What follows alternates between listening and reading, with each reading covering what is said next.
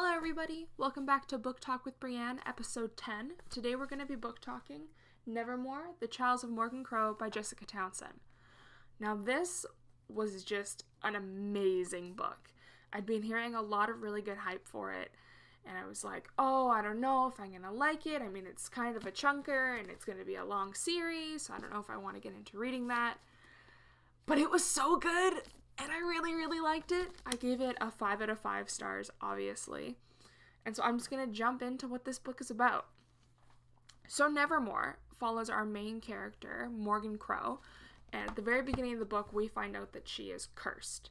She has been born on the unluckiest day of the year, and that means that everything that happens in her town, every bad thing, is blamed on her. And so this is things from like a batch of jam going bad, all the way up to major catastrophic events, all of which are blamed on Morgan. And Morgan knows in her heart that there's no way that these things are actually her fault, but she still carries around a lot of guilt and shame for these things, especially because her family and everyone in the town doesn't really make her feel that good about it. Also following with her being cursed, it says that she is going to die on her 11th birthday. Fast forward to the eve of her 11th birthday, Morgan finds a letter on her bed, and in it is telling her that there is this guy named Jupiter North who is interested in becoming her patron, which means sponsoring her to go to a prestigious school. Morgan looks over the form. Obviously, it fills her with wonder and excitement, and she's like, oh, I want to do this, and so she signs the contract and then rips it up and throws it into the fire because she thinks that it's just a whole bunch of nonsense and someone playing a cruel prank on her. Come dinner that evening, while she's having her birthday celebration dinner with her family, Jupiter North arrives, and he's like, hey Morgan, here to take you off. And so off they go, and he takes her into the wonderful world of Nevermoor. Once they get there, Morgan finds out that Jupiter's interest is in truthfully being her patron, and that he wants to enter her into the Wondrous Society, which is like a huge, prestigious, elite society that exists in Nevermoor. To get into the society, there are 4 dangerous, rigorous trials that Morgan has to go through. So Jupiter's asking her if she would like to compete in these.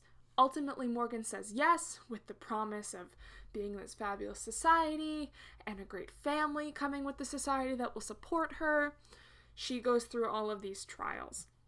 Now, these are very high stakes for Morgan, not only because she really wants to get into the society, but also because if she doesn't get into the society, she has to go back home. And with going back home, she fears she's going to have to face her death. Obviously, Morgan doesn't want that. So from there, our story takes place, and it was just so good.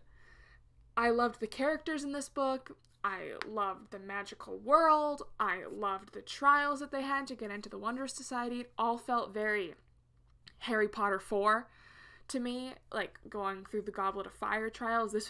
Gave that same vibe. Very different trials, but same feeling of that. And it was such a good feeling to have again, and I really liked it.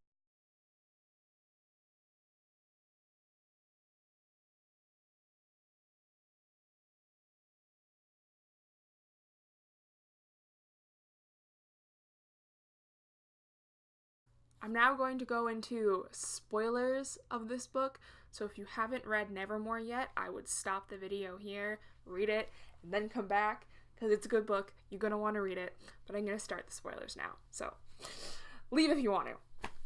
So the first thing we kind of get introduced to is that Morgan's family sucks. Sucks really bad.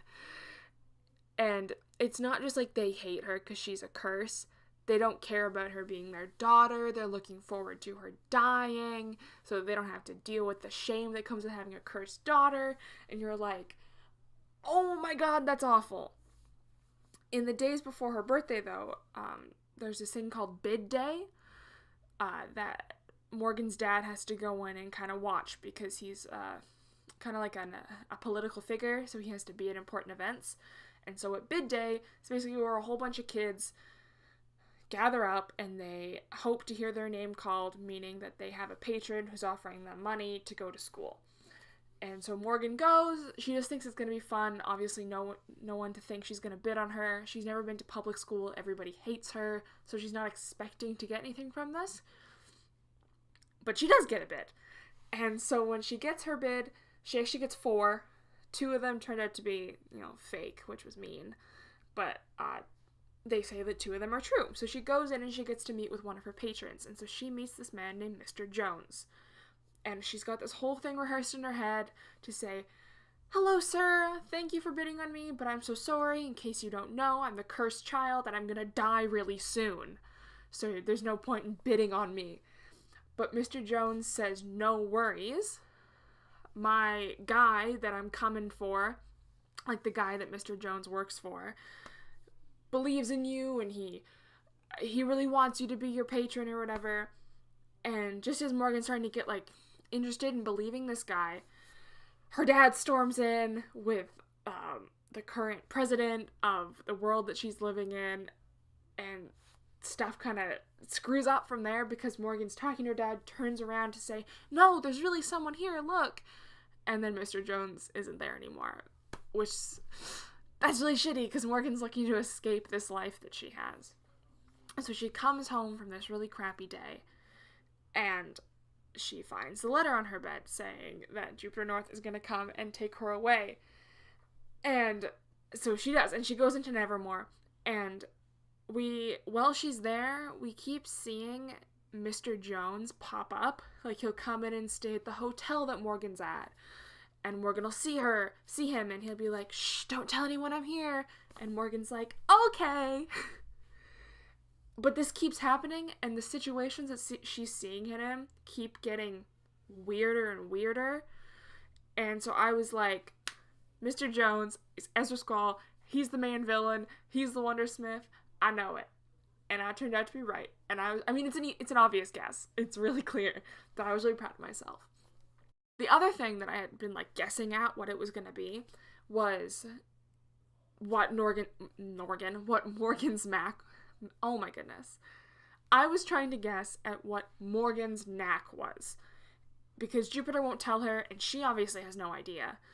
And so I had kind of guessed that maybe she had the ability to bring things back to life, and where I got that from is when they're leaving the One Sock Gardens, and there's that tree that's on fire, or it was on fire. There are trees that are burned forever, but then they died. Morgan touches one of them, and it burns her. They're not supposed to burn anyone because they're dead. So I thought, that's her knack. Oh my goodness. It turns out that her knack is that she's the Wondersmith, which I should have seen coming. It was very obvious. But I thought I was being real smart with my guess. That's kind of everything I wanted to talk about for this book. There's obviously a lot of things that I really, really liked. I'm not going to go into every single thing, but those were just the 2 kind of predictions that I had made going in. As I was reading that, I was waiting to find out if they were true. I'm also going to do a video on the Wondersmith, which I just finished today, and I'm going to do the same style video where I summarize, spoilers, talk about my predictions. So, I hope to see you guys in that next video, which I'm going to film right after this one.